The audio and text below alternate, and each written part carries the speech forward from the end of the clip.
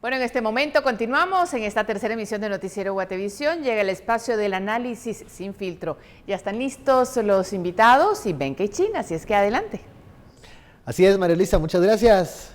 Este día la conferencia del Ministerio Público y la CICIG anunció una solicitud de antejuicio en contra del presidente Jimmy Morales, además en contra de la diputada Ninette Montenegro. De eso hablaremos esta noche con la etiqueta SF sin consuelo. Pero antes, los dejo con la nota del día.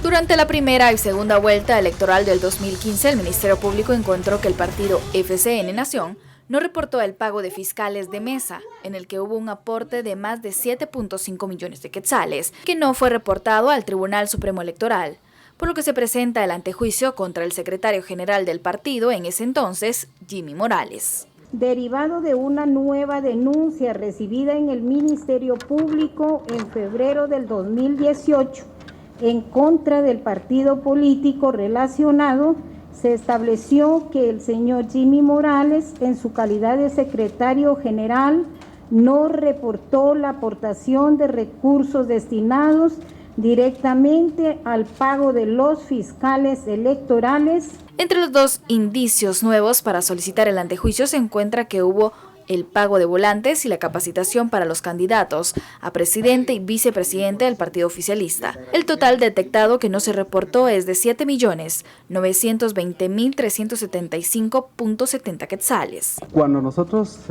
tuvimos la primera declaración de los empresarios, de los 5 empresarios, solo teníamos conocimiento de que existían este pago de volantes y solo teníamos conocimiento de que existía una capacitación. De ahí la razón por la cual nosotros tuvimos que ahondar en esa información. Bienvenidos a Sin Filtro, la etiqueta de la noche SF sin consuelo. Y bueno, termina la semana y vaya si no, con la conferencia de prensa del MP y la CICIG, en donde se presenta el antejuicio contra el presidente Jimmy Morales y también contra la diputada Ninette Montenegro. ¿Qué consecuencias tendrá eso en el escenario político? De eso hablaremos esta noche. Usted puede enviar sus comentarios y opiniones con etiqueta SF sin consuelo. Damos la bienvenida a nuestros analistas. Edgar Ortiz, buenas noches. ¿Qué tal? Un placer. Renzo Rosal, muy buenas noches. Muy buenas noches. Comencemos con estas primeras impresiones de la conferencia. Se adelantaba ya en algún momento, bueno, que se apareciera esa dupla ahora de Iván Velázquez y Consuelo Porras. Las primeras líneas que hay que analizar de esta solicitud de antejuicio, ¿cómo podemos iniciar? Edgar. Bueno, antes que nada, buenas noches a ambos. Es un placer estar en este día tan importante para el país, porque otra vez un antejuicio más se presenta contra el presidente de la República. Casi al año, ¿no? Casi al año. Estamos hablando que en agosto del año pasado, septiembre, finales, más o menos fue el año pasado. Viene otra acusación que no es poca cosa, aunque ya uno se da cuenta que lamentablemente se normalizan estas noticias y no hay tanto revuelo como hace un año. Pero bueno, varias cosas. Yo creo que la más importante a destacar en este momento es que finalmente vemos que la fiscal Consuelo Porras continúa la línea de investigación y la línea de trabajo que traía la gestión de Tel Maldana, y también continúa con la colaboración estrecha con CICIG. Creo que eso es algo que a mucha gente tenía en inquietud, porque se pensaba que de alguna forma iba a haber algún cambio de rumbo. Nada que ver. La fiscal continúa con su trabajo, con un perfil distinto, es así, que para mí sería el segundo tema de análisis. Digamos, vemos una conferencia de prensa no tan mediática como las de Tel Maldana, que tenía, digamos, un carácter un poco más comunicativo, un poco más agresivo a la hora de comunicar las cosas. No vimos, por ejemplo, el típico PowerPoint que solía acompañarse a las conferencias de prensa. O sea, formas diferentes, eso sí podemos anotar. Pero fondo similar, cada quien con su estilo. Así que hay que entender que no, ni Consuelo Porras es Tel Maldana, ni Tel Maldana es Consuelo Porras, cada quien con su estilo, pero lo importante es que el fondo se mantiene igual. Me gustó también como mensaje en la conferencia de prensa ver el acompañamiento tanto del fiscal Shad, que es de la Fiscalía de Delitos Electorales, como al fiscal Juan Francisco Sandoval de la Fiscalía Especial contra la Impunidad FESI, porque eso da también una sensación de la unidad que hay en estas fiscalías que han trabajado muy de cerca con CICIG, especialmente FESI, pero no menos importante también el trabajo de la Fiscalía de Delitos Electorales. Así que eso me parece a mí un mensaje bien importante, marca la línea, marca también esa sensación de equipo que hay, que para mí es muy importante, para también entender un poco ese avance que el Ministerio Público va teniendo como institución. Renzo, las primeras impresiones de esta conferencia de prensa, ya muchos adelantaban el momento en donde se presentara la solicitud de antejuicio. ¿Qué detalles podemos resaltar? Hay algunos usuarios en redes sociales que anotaron cierta frialdad entre la fiscal y el comisionado. ¿Cómo lo ves?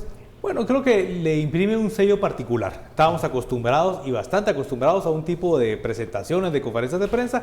Creo que ahora, obviamente, creo que se están conociendo en ámbitos institucionales el trabajo ya concreto entre el comisionado Velázquez y la fiscal Margot Porras. Así que yo, digamos, y creo que es importante ir acostumbrándonos también a nuevas modalidades. Y donde creo que rescataría mucho lo que plantea el licenciado Ortiz en términos de presentarse con técnicos, presentarse, digamos, con fiscales. Eso le da un poco, le quita un poco lo que sucedía en la gestión anterior. Ver, le quita punch, pero le da contenido. Quizás le quita un poco de punch, pero le quita un poco el sello unipersonal y le da más el sello institucional y de equipo. Yo creo que eso es absolutamente positivo. Pero en términos más, para continuar en este análisis, creo que es fundamental. Creo que se tomó el tiempo, la licenciada Porras y su equipo, para no solamente darle más fuerza a la solicitud de antejuicio, sino para agregarle ingredientes de su propia gestión. Yo creo que eso es importante. Es decir, no se trata nada más de empujar una pelota que la había dejado rebotando en el área, diríamos, en el argot futbolístico, la licenciada Aldana, sino que ahora lo pudo adornar y le pudo poner ingredientes propios. Me refiero a que ahora aparece como elementos importantes que, además de lo que ya sabíamos del pago de fiscales, ahora es el pago de publicidad y el pago de, entre comillas, de capacitaciones. Eso no lo sabíamos y es importante, y se incrementa entonces el monto que esté involucrado en el delito o en el posible delitos. Y el elemento adicional, que tampoco lo no lo esperábamos así, es el aparecimiento de un nuevo partido, Encuentro por Guatemala, y la solicitud de antejuicio contra su secretaria general, la diputada Ninel Montenegro. Creo que eso es importante.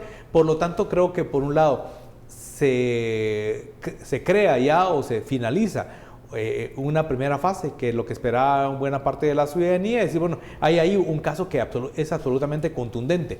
Cuando los propios financistas declaran ante juez competente que evidentemente entregaron el dinero y que hay pruebas, hay cheques, etcétera, etcétera, lo que faltaba era, o sea, la punta del iceberg que quedaba pendiente de resaltar, era qué pasa con el partido oficial. Más allá de la solicitud, que ahora el Tribunal Supremo Electoral tendrá que ponerle más celeridad a la cancelación de FCN Nación y ahora también de Encuentro por Guatemala. Creo que el tema de que se solicite el antejuicio finalmente contra el presidente Morales cierra, digamos, un capítulo que era como una tarea pendiente. Por supuesto que ahora se habilitan otros más, que es qué va a pasar con el antejuicio, con ambos antejuicios. Sí, porque aquel quedó en el impasse, ¿no? Ahí en el Congreso de la República. Correcto. Uno que tendrá que ser abordado, el de la diputada Montenegro, tendrá que ser abordado por la Corte Suprema de Justicia, y el caso del Congreso de la República, y esos serán parte de los escenarios que podemos discutir en los siguientes segmentos. Vamos, ya hablamos de la forma, ahora pasemos un poco al fondo de lo que se presentó esta tarde en Gerona, en la sede del Ministerio Público. Algunos dicen no hay mayor novedad porque la parte, digamos, la primera parte ya se conocía, la de los aportantes, el pago de estos fiscales de mesa el día de la elección. Ya lo dice Renzo, hay elementos nuevos que parecen ser ya propios de la gestión de la fiscal Porras, del contenido, del fondo. ¿Qué novedades podemos anotar, Edgar? Bueno, son dos casos distintos, como tú bien lo planteabas, el de la diputada Montenegro y el del presidente Morales.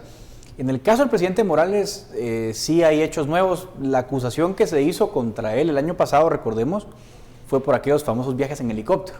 Claro. Que bueno, los partidos políticos, cuando están en campaña y hablamos de financiación, uno piensa rápidamente en las donaciones en efectivo o en dinero, pero realmente cualquier aportación que se haga al partido que cueste recursos, pues debe ser reportada.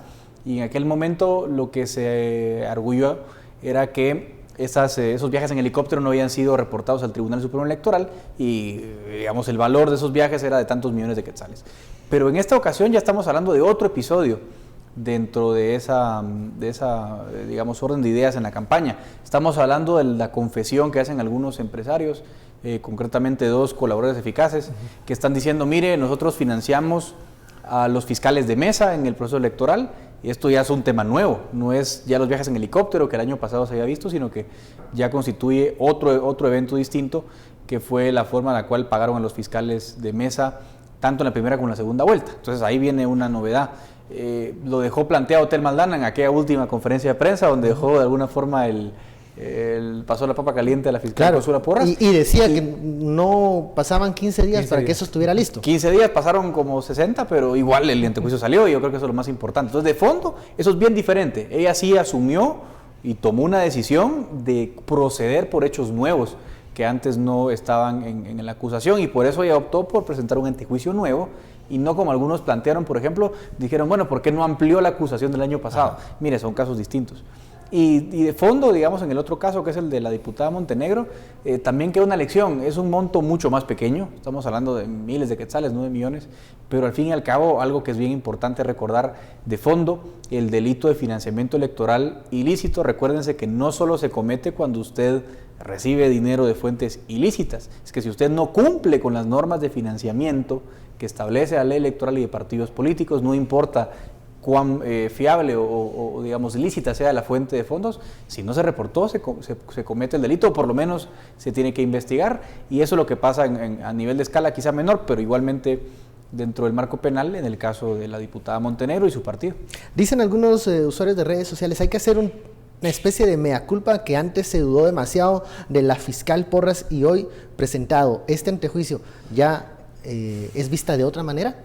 ¿Renzo? Es probable, porque primero, evidentemente había mucha duda en términos inclusive desde el mismo proceso del cual resultó ser electa como fiscal general la licenciada Porras, o la doctora María Consuelo Porras.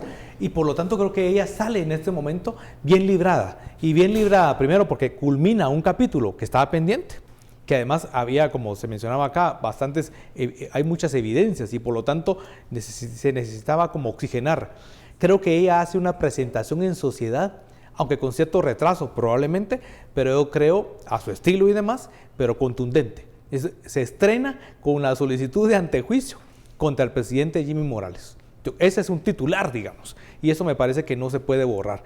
Y al mismo tiempo creo que comienza a marcar una agenda propia en términos no solo de casos, sino de procederes y demás, que yo creo que también poco a poco tendrá que ir quedando ya como un capítulo pasado lo que fue la gestión de la licenciada Aldana, que es importante, aunque este caso en buena medida se montó, se investigó en buena parte en esa gestión. Creo que ahora con este estreno, esta presentación en sociedad de lo que es el modelo de gestión, el modelo de decisiones de la fiscal Porras, podemos comenzar a decir, bueno, ahora sí ya vivimos un proceso de pasarle de estafeta en definitiva. Bueno, vamos a la pausa y seguiremos hablando de esta conferencia y también de los escenarios que se vienen luego de conocerse la información que dio este día el Ministerio Público y la CICIG. ¿Qué pasará con Encuentro por Guatemala y con FCN Nación, y qué escenarios les espera en el Congreso de la República?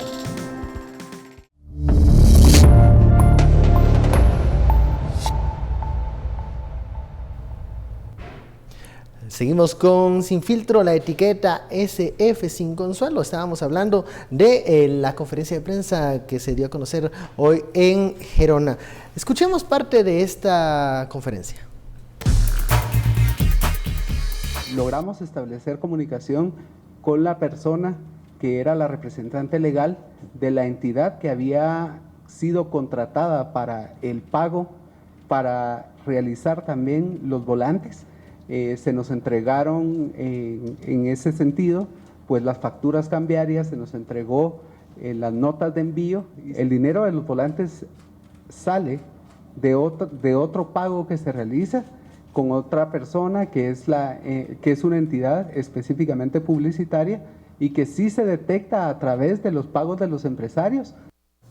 Bueno, esta era parte de esa información de los volantes, información nueva en esta conferencia de prensa. Luego de conocerse que se presentó esta solicitud de antejuicio, pues el organismo ejecutivo no tardó en reaccionar y dieron a conocer un comunicado en redes oficiales, donde el presidente Jimmy Morales pues se pronuncia del antejuicio promovido por el MP y CICIG y dice que está respetuoso del Estado de Derecho y deja en las manos de las instituciones consagradas en la Constitución Política de la República la resolución relación a la nueva causa por la que se requirió el retiro de la inmunidad para ser investigado. Esa fue la reacción escueta del organismo ejecutivo del presidente Jimmy Morales ante la presentación de esta solicitud de antejuicio. Y luego de conocer esta reacción del ejecutivo, uno se pregunta, ¿cuál es el escenario del antejuicio del presidente teniendo el antecedente que fue protegido por el Congreso de la República en la última oportunidad? ¿Correrá la misma suerte? Ya no es lo mismo un presidente que gobierna en agosto de 2017 a gobernando 2018, ya próximas convocatorias a elecciones y bueno, con menos capacidad de acción. Edgar. Yo creo que depende de muchísimos factores. Si obviamente hoy fuera la votación en el Congreso, yo estoy seguro que no pasa. O sea, el Congreso probablemente volvería a acuerpar al presidente. Pero aquí hay que pasar una serie de etapas que pueden ir modificando los hechos. Primero tiene que ir a la Corte Suprema de Justicia el antejuicio, que es un trámite prácticamente el que hay que hacer. Y en lo que la Corte Suprema lo remite al Congreso pasa una semana, qué sé yo, algunos días más. Luego lo recibe el Pleno. El Pleno tiene que nombrar una comisión pesquisidora, tiene que hacer esa agenda. En lo que la agendan y tal, ya van 2 o 3 semanas. Una vez se instala esa comisión pesquisidora, depende quiénes sean esos diputados que la conformen, recordemos que es por sorteo, y luego esa pesquisidora tiene que hacer todas las diligencias que ustedes se acuerdan que hizo hace un año y emitir un informe. Yo creo que ahí pueden empezar a verse los posibles cambios. Si esta comisión pesquisidora por ahí queda integrada con diputados de oposición, por ejemplo un Mario Taracena, que te podría mover un poquito el escenario, pues a lo mejor el Pleno tiene más presión al ver que el informe dice, señores, recomendamos retirar la inmunidad al presidente.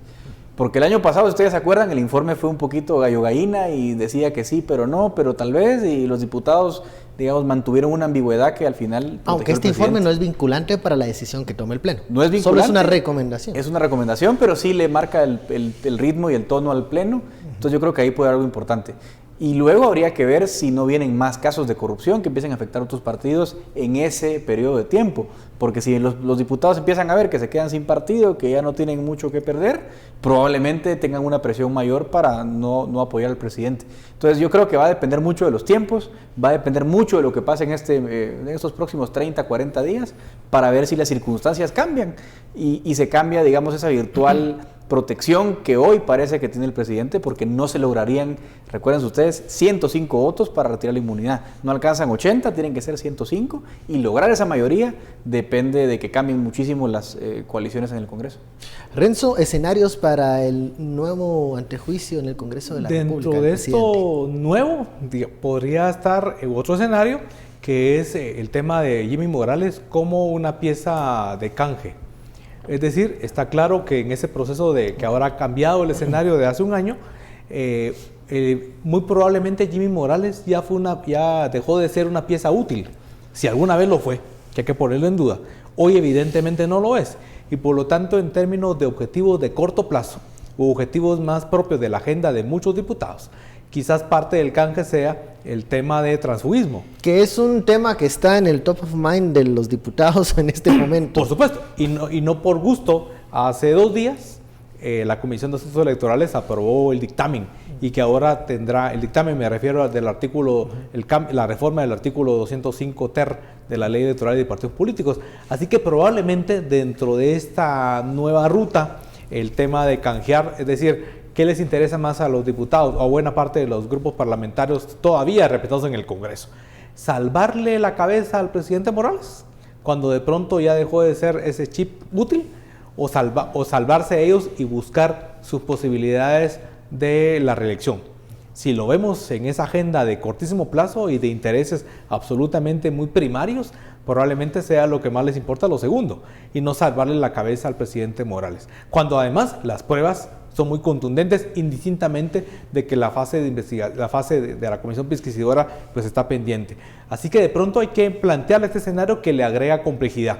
Hay que tomar en cuenta hoy que una parte importante de la Junta Directiva es del FCN todavía, de que el presidente del Congreso de la República, Álvaro Arzú Escobar, es alguien que de momento es un claro defensor del presidente Morales. Ambos han cerrado filas por protección mutua, y eso es un ingrediente que hay que tomar en cuenta. Ante la correlación de fuerzas en la Junta Directiva del Congreso el año pasado era un tanto distinta. Además hay que tomar en cuenta que en la línea del transfugismo el propio partido oficial, el FCN Nación, es por lo menos un 75% integrado por tránsfugas, que lo que les interesa es mantenerse vigentes indistintamente de si eso implica contribuir a la muerte política del partido que hoy ellos están utilizando como vehículo electoral. Por supuesto que a Jimmy Morales les van a seguir siendo leales el grupo núcleo del FCN, pero que son más o menos entre 10 y 12 diputados. El resto podrán de pronto prescindir de él. Esos son parte, digamos, de los escenarios que se juegan, y además hay que tomar en cuenta que un objetivo de pronto de corto plazo va a ser darle tiempo, es decir, lo que ha planteado Edgar Ortiz. Pero el tiempo aquí funciona a favor o en contra del presidente.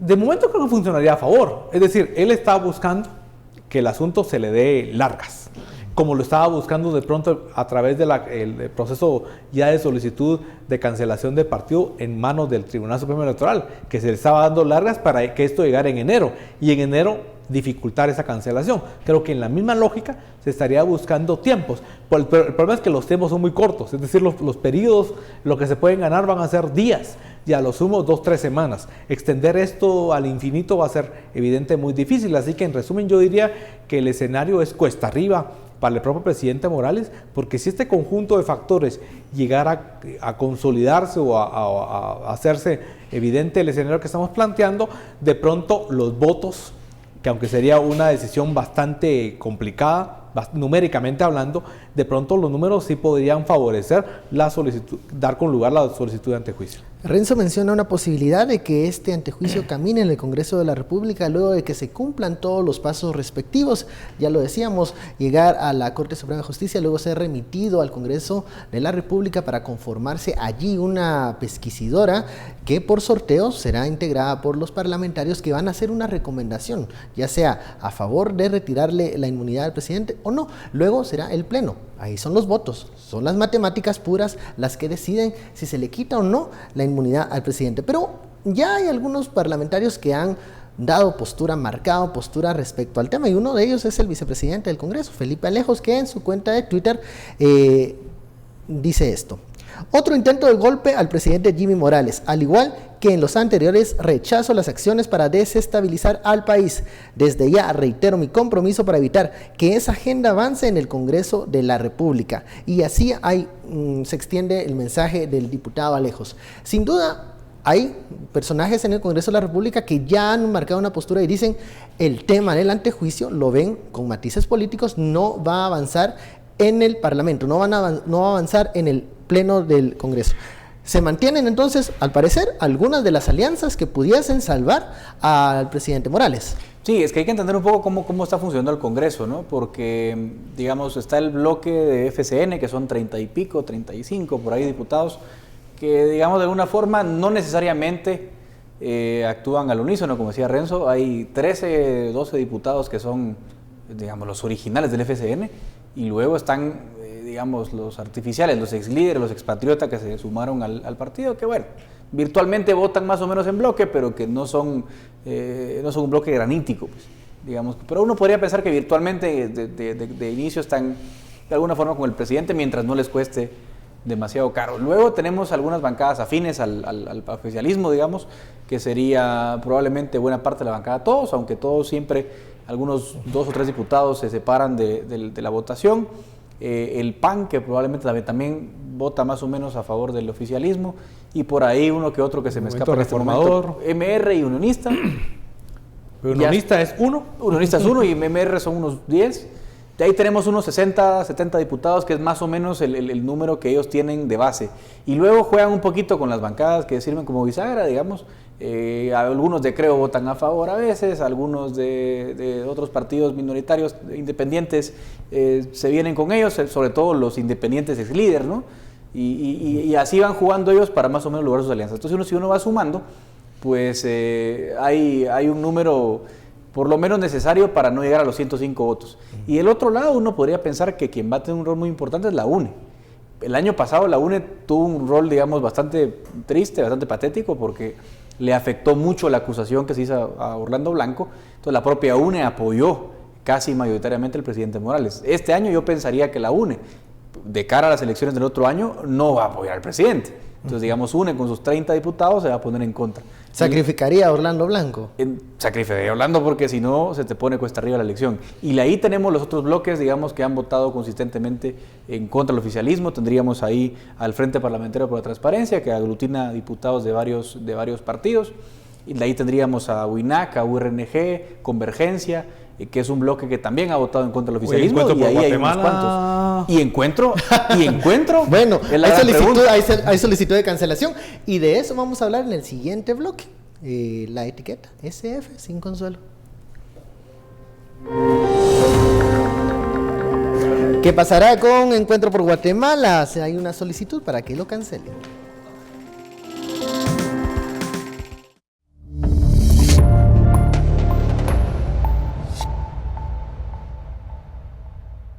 Regresamos a Sin Filtro, gracias por su sintonía, la etiqueta SF sin consuelo. Y bueno, otra persona que me imagino no la pasó bien hoy, la diputada Ninel Montenegro, se presentó una solicitud de antejuicio en su contra y también una solicitud para cancelar el partido de Encuentro por Guatemala. ¿Por qué? Por financiamiento electoral ilícito.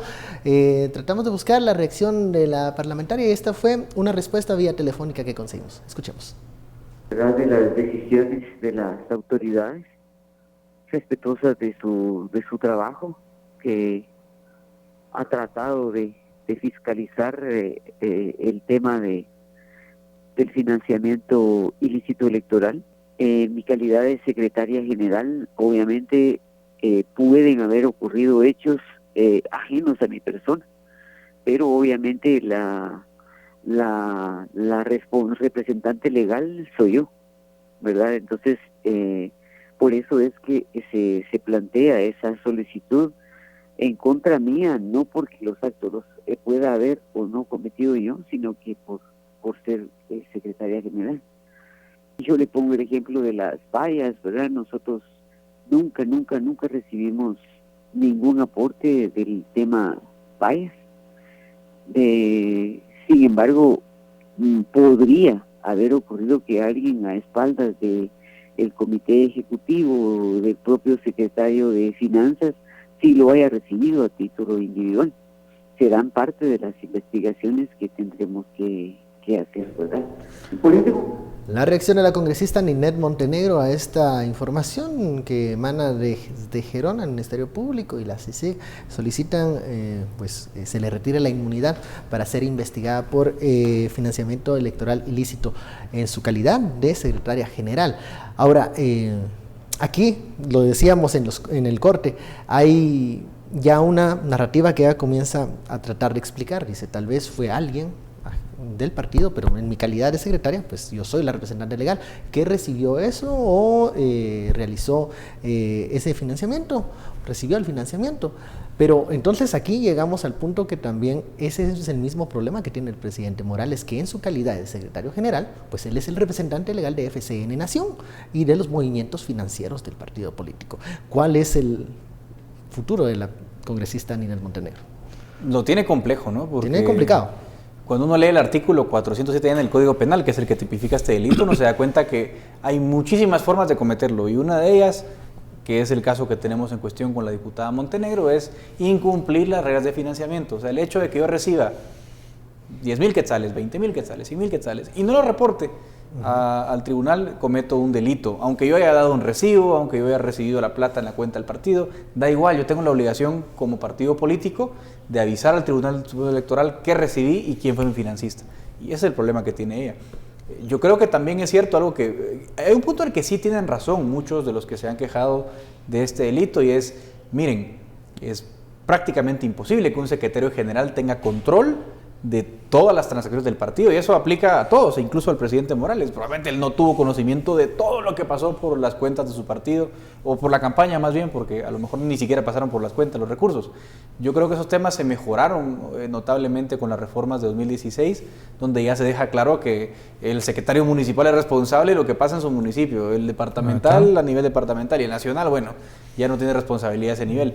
Pero esa ley no estaba tan clara en el 2015 cuando fue la elección y creo que sí va a pasar un poco de factura y queda como también una guía para decir, miren señores, hay que legislar bien y también hay que ser muy cuidadosos en campaña de no cometer delitos, por más banal que pueda parecer no rendir un informe, al final de cuentas es un delito porque los ciudadanos tienen derecho a saber quién está financiando las campañas, de modo que la suerte que ya tiene es compleja y habrá que ver quién, qué defensa muestra, pero ya con solo no dar el informe se le complica un poco esa sustanciación. Renzo, ¿qué va a pasar con la diputada Ninette Montenegro y su partido Encuentro por Guatemala, que ya también se enfrenta a un proceso de cancelación?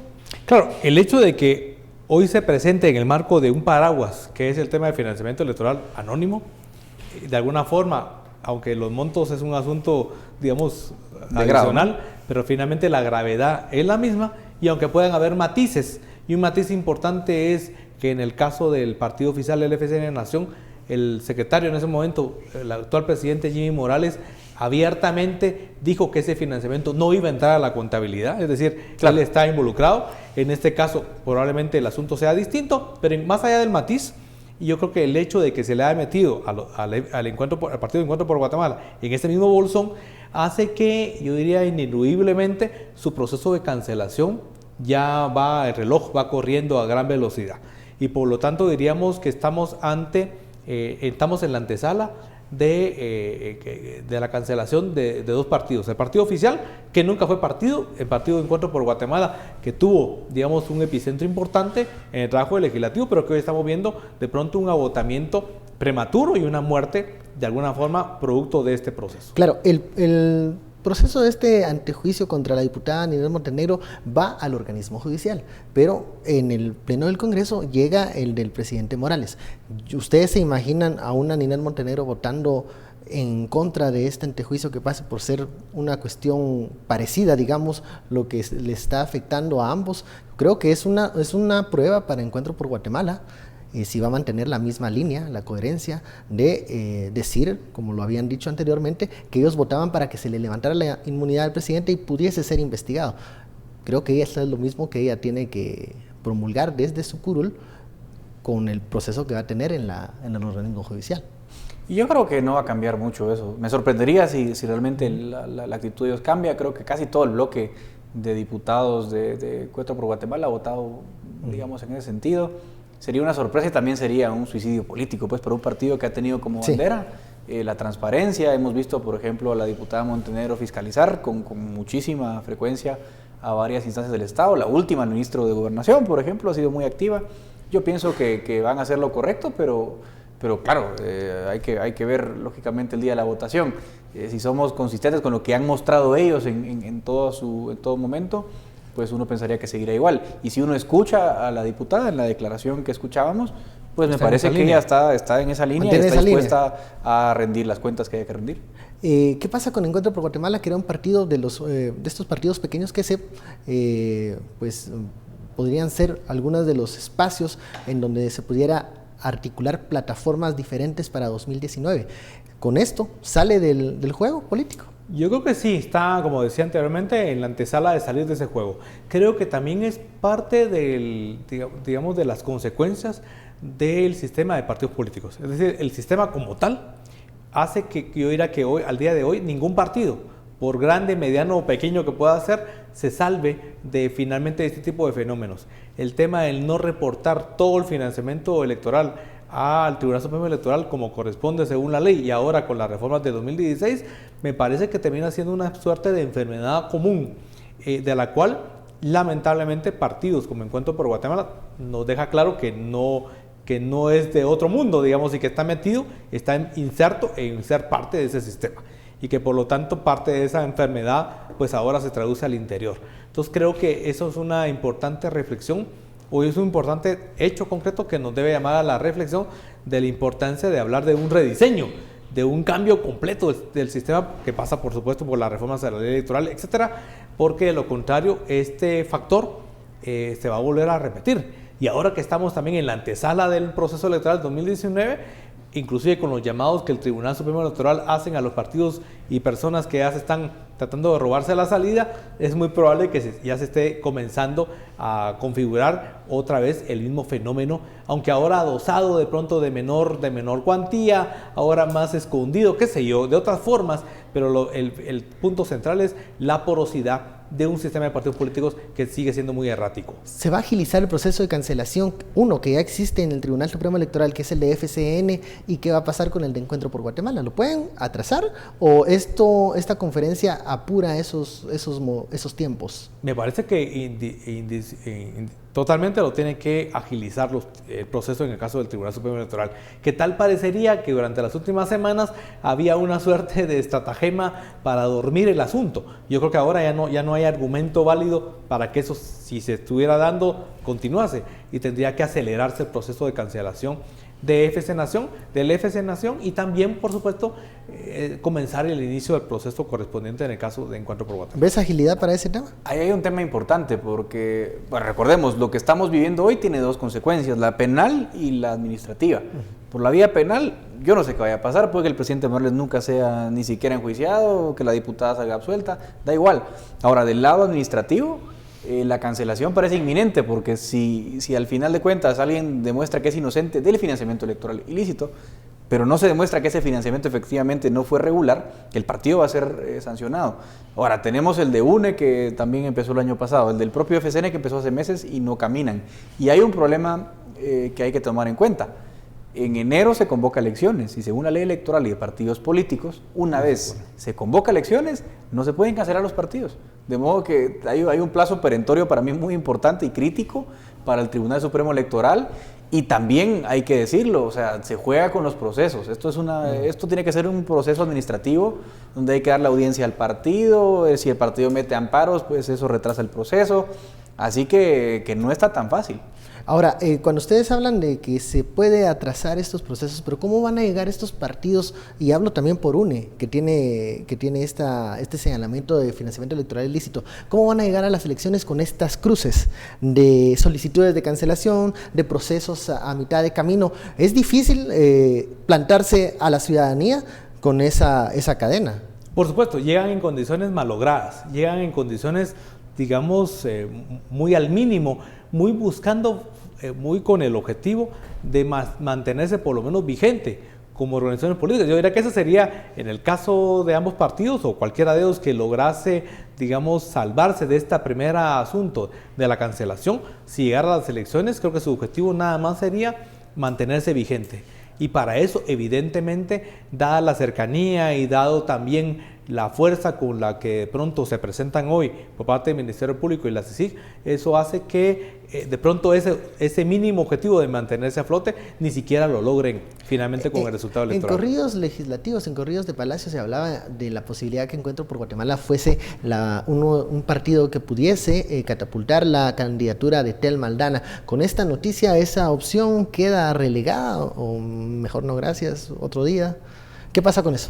Yo diría que políticamente queda prácticamente descartado, porque si la única bandera, digamos, de Telma Aldana ha sido la lucha contra la corrupción por su gestión en el Ministerio Público, una acusación de este tipo podría condicionar mucho su candidatura. Digamos, obviamente hay que separar lo jurídico de lo político, ¿no? O sea, jurídicamente a lo mejor el partido demuestra su inocencia.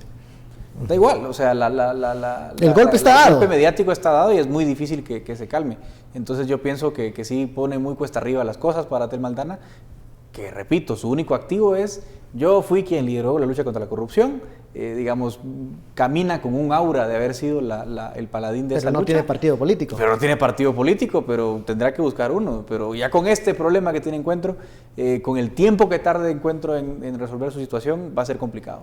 ¿Qué pasa con esa Encuentro por Guatemala opción? Era, digamos así, el espacio que tenía mejor combustible en aquel momento, antes de hoy viernes, era el que estaba, de este viernes, correcto, mejor calibrado, en mejores condiciones, porque es el partido que tiene experiencia, que ha tenido cierto recorrido y resultados concretos, mientras que las otras posibilidades, como Semilla o Libre o WINAC o URNG, me parece que no son para nada, digamos, opciones, si lo vemos en términos políticos y si lo vemos también en términos de un planteamiento que ha hecho la licenciada Aldana en sus declaraciones que ha hecho en algunos medios de comunicación, que ha hablado de prácticas políticas distintas.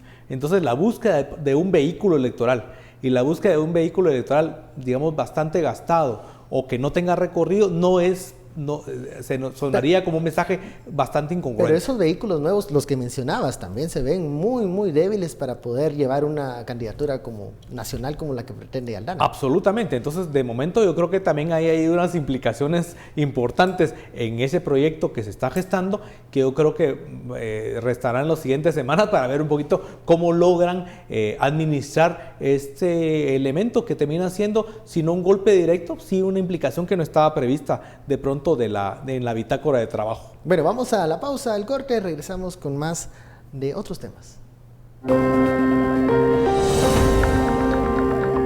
La excongresista Mirza Arriaga, parece ser favorecida por la justicia del juez Moto.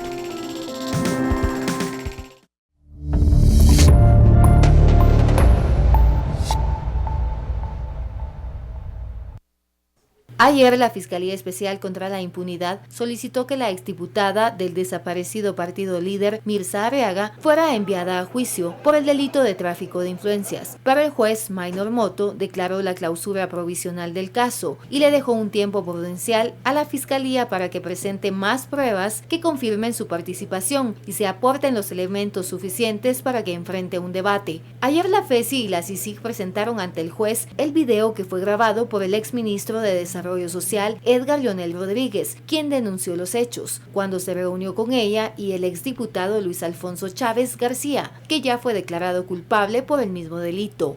La señora Mirza Arriaga deja clara la intención económica que tiene en la influencia que está ejerciendo sobre el ministro en este momento y le dice, y si nosotros podemos tener un ingresito por ahí, pues ni modo.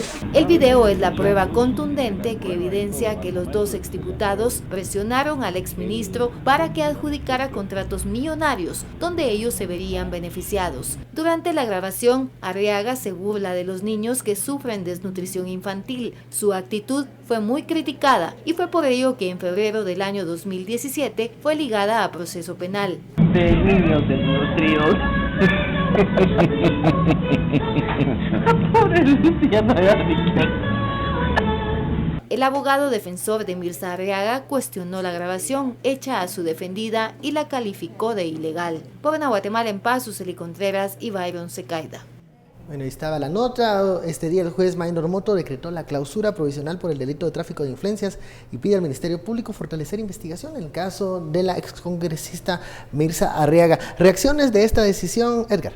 Bueno, habría que ver más a detalle las pruebas que aportaron. Este caso fue los primeros, recuerdo yo, que comenzaron a salir con en 2014. El ministro de Desarrollo. El ministro de Desarrollo fue el que grabó esta conversación en un restaurante junto con otros dos congresistas, recuerdo. Sí, así fue, digamos, un poquito antes de la famosa de Woody Rivera y Claudia Escobar.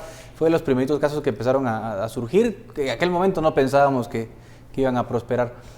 Probablemente falten elementos, porque recordemos que lo que hay es la grabación, que dice muchas cosas. Yo puedo decir un montón de cosas en una conversación, pero lógicamente el Ministerio Público tiene que ir a buscar ahí las pruebas que complementen esa confesión, ¿no? Porque también es una simple conversación.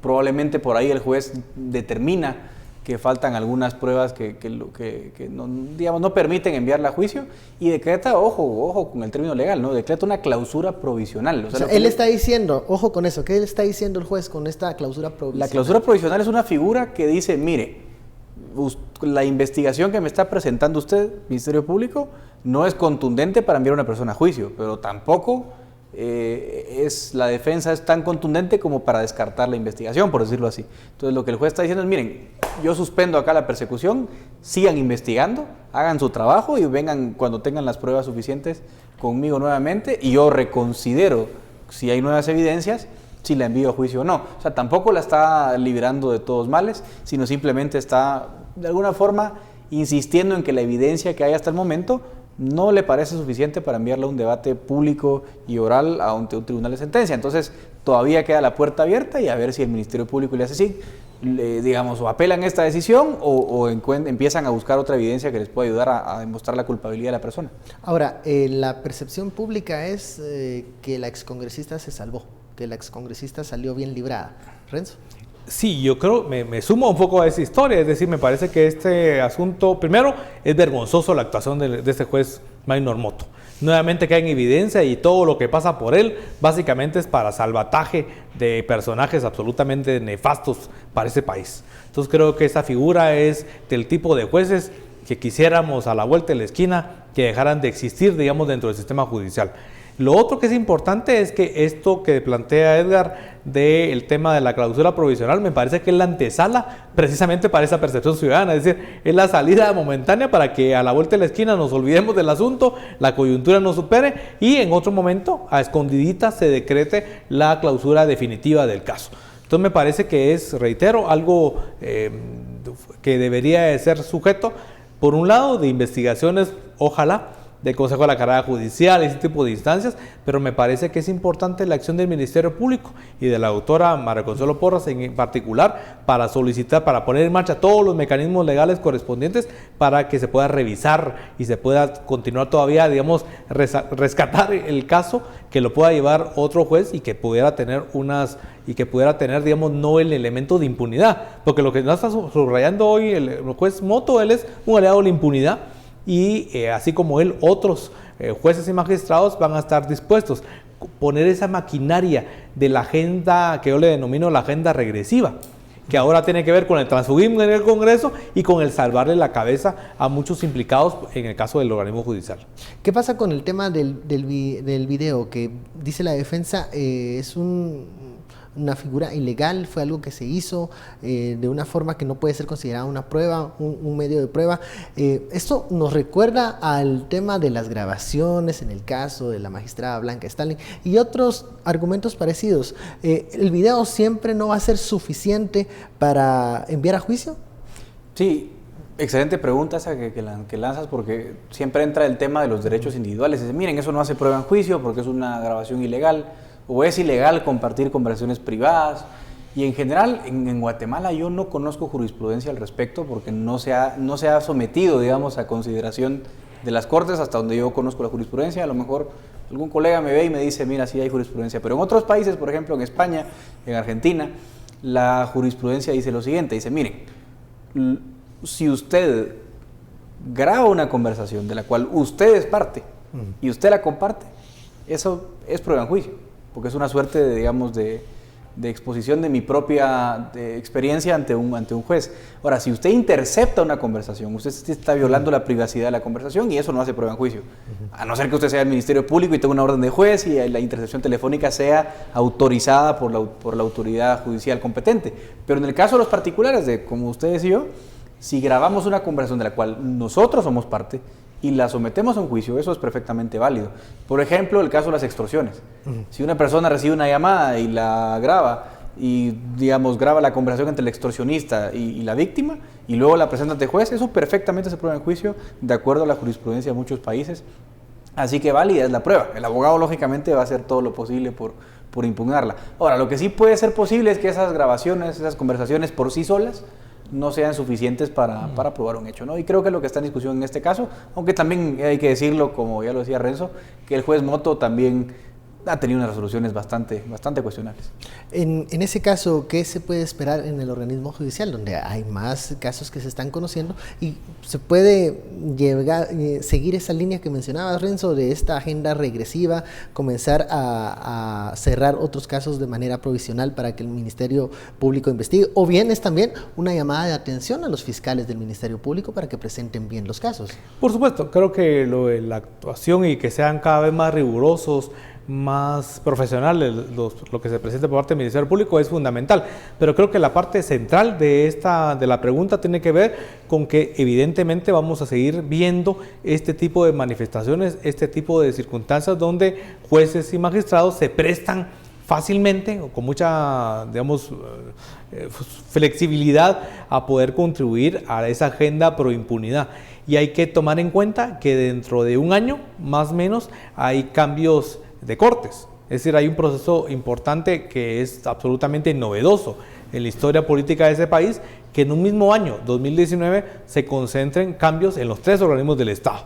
Y en el caso del organismo judicial, algunos de estos jueces y magistrados que están buscando probablemente escalar puestos y ser nominados, seleccionados como magistrados de sala o inclusive magistrados de Corte Suprema de Justicia, estarían haciendo este tipo de procederes como parte de su estrategia de negociación para buscar los votos suficientes para ese proceso. Entonces no hay que olvidar, digamos, que siempre ha estado ahí el tema de conflictos de interés, probablemente el que hayan incentivos políticos y económicos atrás, pero ahora un incentivo adicional, que es la búsqueda de cargos en Cortes de Apelaciones, en Corte Suprema de Justicia, que está también a la vuelta de la esquina ese juego, y eso se convierte en un gran incentivo que puede aceitar muchísimo más, lamentablemente, este tipo de procederes, tipo lo que hoy nos ha dejado muy mal el sabor de boca el juez Maynor Moto. Ahora, ¿pueden perfiles como el del juez Maynor Moto tener buen destino en esa próxima selección?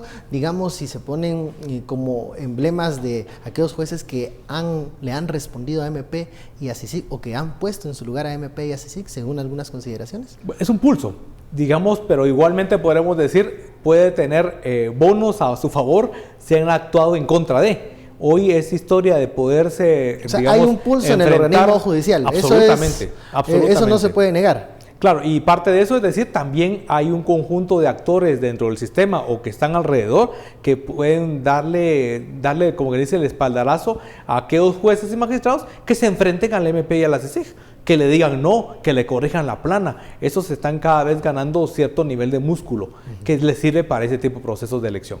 Bueno, hemos llegado al final de esta hora de análisis.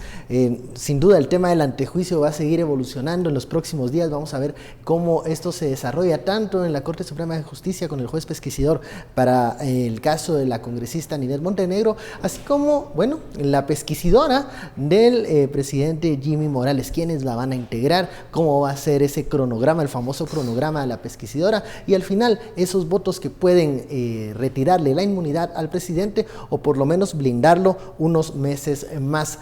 Eso, estaremos muy atentos de lo que ocurre. Saludos para todos nuestros televidentes de Quetzaltenango que nos están viendo. Un saludo hasta allá de ese departamento que siguen la sintonía de Sin Filtro. Muchísimas gracias, Edgar. Muchas gracias, Renzo. Seguimos pendientes con lo que pueda ocurrir de este viernes de consuelo, que así lo bautizaron algunos. Vamos a ver si van a haber más viernes similares. A ustedes, muchas gracias por su sintonía. Feliz fin de semana, pero no se vaya porque llega María Luisa Gómez.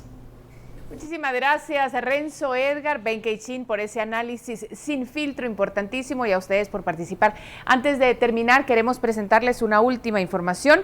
La tradicional lluvia de estrellas del mes de agosto alcanzará su máximo apogeo en la noche del domingo a lunes. Un espectáculo celeste realzado este año por un cielo oscuro de luna nueva. Bueno, gracias. Ahora sí terminamos con esta tercera emisión de Noticiero Guatevisión, invitándolo, por supuesto, a que nos siga acompañando todo el fin de semana, porque tenemos importante información también para usted. Y nosotros nos vemos el lunes a las 9 en punto.